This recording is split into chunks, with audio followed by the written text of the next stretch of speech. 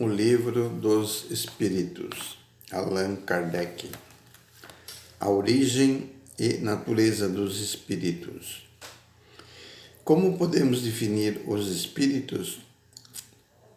Podemos dizer que os espíritos são os seres inteligentes da criação. Eles povoam o universo além do mundo material. Nota: a palavra espírito é aqui empregada para designar os seres extracorpóreos e não mais o elemento inteligente universal. Os espíritos não são seres distintos da divindade, ou não seriam mais do que emanações ou porções da divindade. Por essa razão, chamados filhos de Deus, meu Deus, são sua obra, precisamente como acontece com um homem que faz uma máquina. Esta é obra do homem e não ele mesmo. Sabes que o homem, quando faz uma coisa bela e inútil, chama a sua filha, sua criação. Pois bem, dá-se o mesmo com Deus. Nós somos seus filhos porque somos sua obra. Os espíritos tiveram princípio ou existem de toda a eternidade como Deus? Se os espíritos não tivessem tido princípio, seriam iguais a Deus, mas, pelo contrário, são sua criação, submetidos à sua vontade. Deus existe de toda a eternidade, isso é incontestável.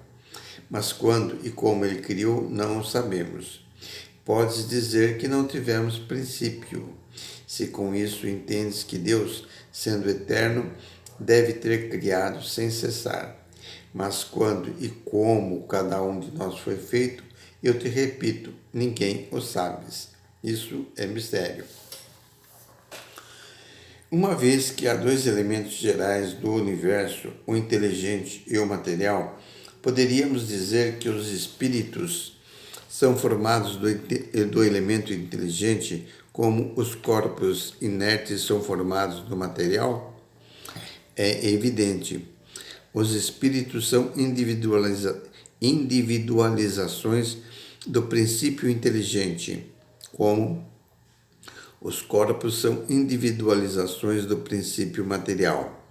A época e a maneira dessa formação é que desconhecemos. A criação dos espíritos é pensamento ou verificou-se apenas na origem dos tempos? É permanente, o que quer dizer que Deus jamais cessou de criar.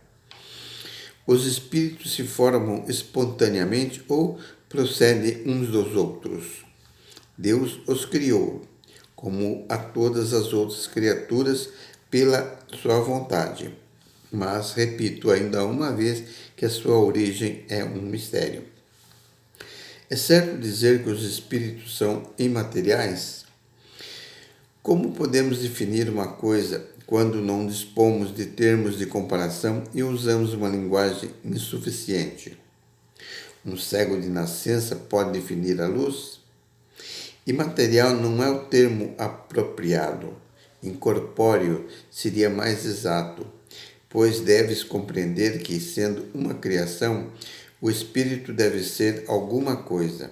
É uma matéria quintessenciada para a qual não dispondes de analogia, e tão eterizada que não pode ser percebida pelos vossos sentidos. Dizemos que os espíritos são imateriais porque a sua essência difere de tudo o que conhecemos pelo nome de matéria. Um povo de cegos não teria palavras para exprimir a luz e seus efeitos. O cego de nascença julga ter todas as percepções pelo ouvido, o olfato, o paladar e o tato. Não compreende as ideias que lhe seriam dadas pelo sentido que lhe falta. Da mesma maneira, no tocante à essência dos seres super-humanos, somos como verdadeiros cegos. Não podemos defini-los, a não ser por meio de comparações sempre imperfeitas ou por um esforço de imaginação. Os espíritos terão fim? Compreende-se que o princípio de que eles emanam seja o eterno, mas o que perguntamos é se a sua individualidade terá um termo e se, num dado tempo mais ou menos longo, o elemento de que são formados não se desagregará e não retornará à massa de que saíram, como acontece com corpos materiais. É difícil compreender que uma coisa que teve começo não tenha fim.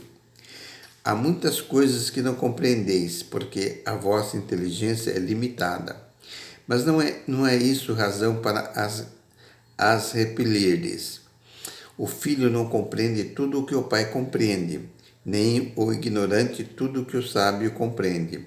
Nós te dizemos que a existência dos espíritos não tem fim. É tudo quanto podemos dizer por enquanto.